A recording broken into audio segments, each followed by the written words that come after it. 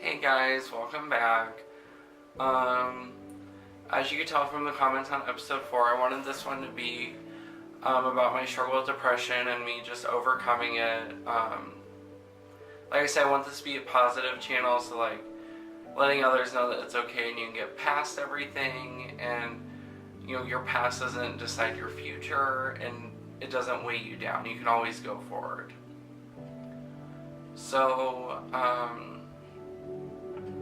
I guess we can go from the start.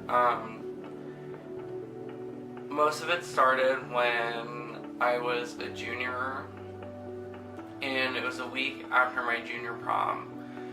I decided, to come out and, decide that I just didn't want to lie anymore and I just wanted to be me. And my dad had a really hard time with it, and he basically just told me he didn't love me anymore. So that's kind of what started me getting all depressed. And 3 days after I told him, I had planned to come home and commit suicide.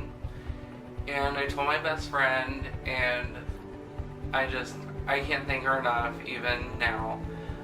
She took me home with her for lunch, and we talked to her mom, and her mom took me back to the school to talk to the guidance counselor, and he had to bring the police down so they could take me to Kearney, to a facility, a mental facility for youth. And it was just such a weird day, because I was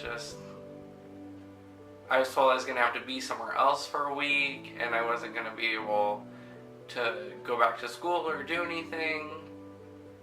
And so while I was there, I learned a lot about how to cope with what's going on. We did a lot of group therapy, and we did a lot of, activities about dealing with our depression and anxiety.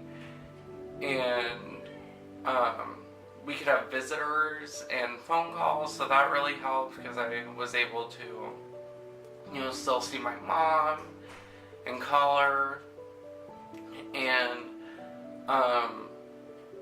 I did call my dad while I was in there under the nurse supervision, just to see what he had to say, and he basically just blamed me for it. So that was really tough.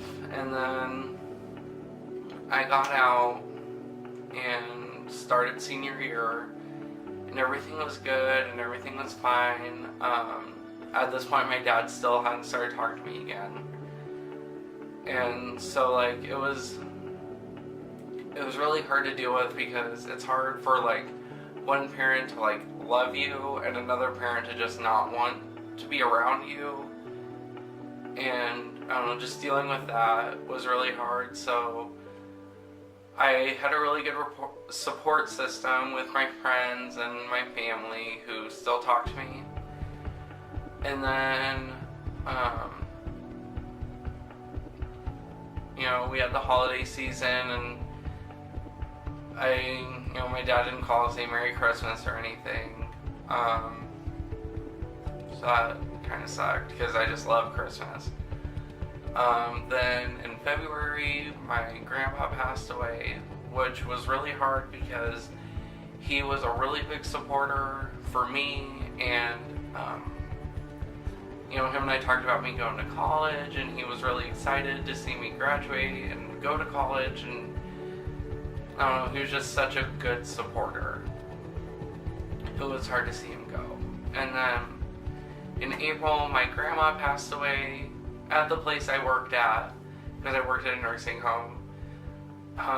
So that was really hard, but I was able to be with her.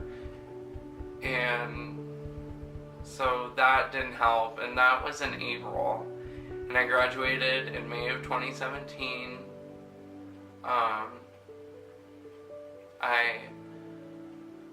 I had friends and family. My dad decided not to come. Thank goodness my grandma showed up. She's my only living grandparent, and right now, as of this moment, I don't know what I could do without her. She calls me talks to me. I just love her so much. She's always wanting to help out if she can, even though I don't accept it. And that summer I moved here to go to college, and a lot of people don't know this, but I was sexually assaulted that summer, and it almost stopped me from going to college. It was awful, and I would never wish that on anyone else. I've never been so scared in my life. I didn't tell anyone about it until after I had started college, and things only got worse from there because I partied so much, and I just wanted to focus on not being in that kind of pain, so I covered it up by partying and trying to surround myself by friends, and it was hard. And in January, I took a turn and decided that I wasn't going to do that anymore, and I was going to better my life. I had left the university I went to, started at another college, and I moved in on my own, and everything's just been looking up. I have a counselor, and I realized that I had to do it for me. Like, I couldn't rely on other people to do it, or like outside sources like alcohol to do it for me.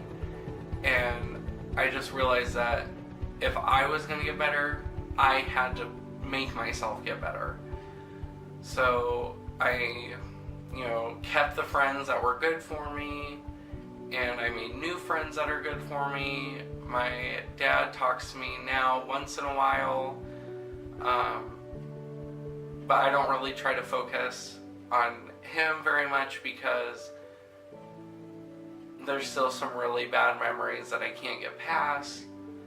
But every day I get a little bit better, and I focus on me and not what has happened.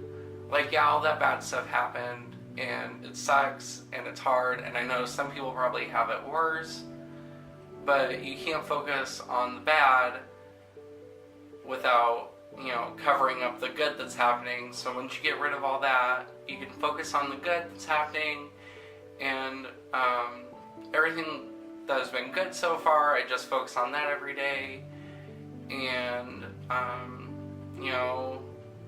I go to work because if you know me, I love to just be at work. I kind of live there, so I do that. And I obviously started YouTube as another outlet of what I'm feeling, and I've made some really good friends in the past 8 months who've really, really helped. And yeah, so that's my battle with depression and how I overcame it. There are some days where my anxiety is at like level 10, but then I start going through my coping mechanisms. Like, one of them is I listen to music, or even though I'm not that good at it, I sing, or like I call my mom, or I call my grandma, or I send a Snapchat to all my friends, or I hang out with certain friends. There's just ways that you can make yourself better without, hurting yourself. And so if anyone who is watching this or subscribed or anything, leave a comment, DM me. I leave my Snapchat, my Instagram. You'll stay anonymous. If anyone ever needs to talk, just message, whatever. So that's it for today. Don't forget to comment, like, subscribe, and I will see you guys tomorrow.